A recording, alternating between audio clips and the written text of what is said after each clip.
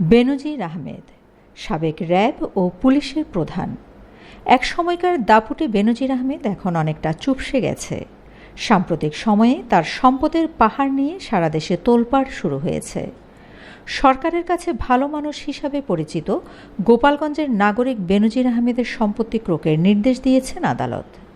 সম্পদের ৮০টি দলিল জব্দের পাশাপাশি ফ্রিজ করতে বলা হয়েছে পরিবারের ব্যাংক অ্যাকাউন্টও।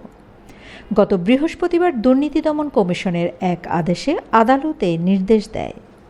এর ৩ দিন আগে মঙ্গলবার সাবেক সেনাপ্রধান অবসরপ্রাপ্ত জেনারেল আজিজ আহমেদ ও তার পরিবারের উপর নিষেধাজ্ঞা আরোপ করেছে যুক্তরাষ্ট্র। এ ব্যাপারে শুক্রবার সরকারের অবস্থান স্পষ্ট করেন আওয়ামী লীগ সাধারণ সম্পাদক ওবায়দুল কাদের। তিনি বলেন, অপরাধ করে কেউ পার পাবে না। বিচার বিভাগ স্বাধীন, দুদক স্বাধীন। সেখানে যদি অপরাধী হিসেবে সাব্যস্ত হয় কেউ, আমরা তাকে কেন প্রোটেকশন দিতে যাব? তিনি সাবেক আইজিপি হন আর সাবেক সেনা প্রধানে হন। আওয়ামী লীগ সাধারণ সম্পাদকের এমন মন্তব্যে কেউ কেউ পাল্টা মন্তব্য করেছেন, সুতা কোথাও কেটে গেছে, বড্ড একা হয়ে গেছেন দেশের এক সময়কার প্রভাবশালী শীর্ষ আমলারা। বেনজির আহমেদ ২০২০ সালের ১৫ই এপ্রিল থেকে ২০২২ সালের ৩০শে সেপ্টেম্বর পর্যন্ত আইজিপি ছিলেন। এর আগে তিনি ঢাকা মহানগর পুলিশ কমিশনার ও র্যাবের মহাপরিচালক হিসেবেও দায়িত্ব পালন করেন। বেনজির আহমেদের বিপুল সম্পত্তির বিষয়টি যখন সামনে, তখন বিস্ময় তৈরি হয়।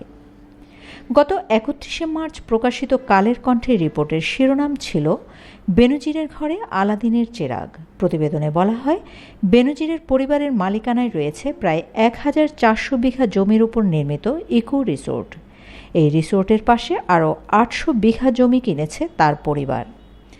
এছাড়া ৫ তারকা হোটেলের ২ লাখ শেয়ারও রয়েছে তাদের। গত ২রা এপ্রিল প্রকাশিত রিপোর্টের শিরোনাম ছিল বনের জমিতে বেনজিরের রিসোর্ট। আরও কয়েকটি সংবাদ মাধ্যমও বেনজিরকে নিয়ে রিপোর্ট প্রচার ও প্রকাশ করে।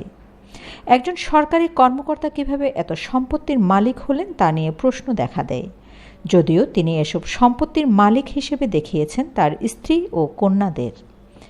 বেনজির আহমেদ ফেসবুক ব্রিফিংয়ে অভিযোগ অস্বীকার করেন, তার মতো করে ব্যাখ্যা দেন, কিন্তু অনেকের কাছেই মনে হয়েছে তার কণ্ঠ ক্ষীণ। তদন্তের দাবি উঠে বেনজিরের বিরুদ্ধে। স্বতন্ত্র সংসদ সদস্য সাইদুল হক সুমন বিষয়টি তদন্ত করার চিঠি দেন দুর্নীতি দমন কমিশনে, রিট করেন হাইকোর্টে। পরে এ ব্যাপারে অনুসন্ধানের কথা জানান দুদক। গঠন করা হয় কমিটি। দুদকের আবেদনেই আদালত সম্পত্তি ক্রোকের আদেশ দেন। বাংলাদেশের চলমান পরিস্থিতিতে বেনজির আহমেদের বিরুদ্ধে এখন পর্যন্ত নেওয়া ব্যবস্থায় অনেকেই কিছুটা বিস্ময়ের পাশাপাশি আশাবাদও প্রকাশ করেছেন। কেউ কেউ বলছেন, দুদক এর মাধ্যমে ভালো উদাহরণ তৈরি করতে পারে। আবার অন্য একটি মত হচ্ছে, এই অনুসন্ধান নিয়ে এখনই আশাবাদী হওয়ার মতো কিছু নেই। অতীতেও দুদক রাঘব বোয়ালদের বিরুদ্ধে অনুসন্ধান শুরু করেছিল, কিন্তু শেষ পর্যন্ত কিছুই হয়নি। বিশ্লেষকরা বলছেন, এখানে বেশ কিছু ইস্যুর ফয়সালা প্রয়োজন। ১. বেনজির আহমেদের সম্পত্তির পরিমাণ কত? দেশের বাহিরেও তার সম্পত্তি রয়েছে কিনা? ২. তার স্ত্রী কন্যা ছাড়াও অন্য কারো নামে তার সম্পত্তি রয়েছে কিনা? ৩. কিভাবে এত বিপুল সম্পত্তির মালিক হলেন? ৪. এসব ব্যাপারে যথাযথ প্রমাণ হাজির করা।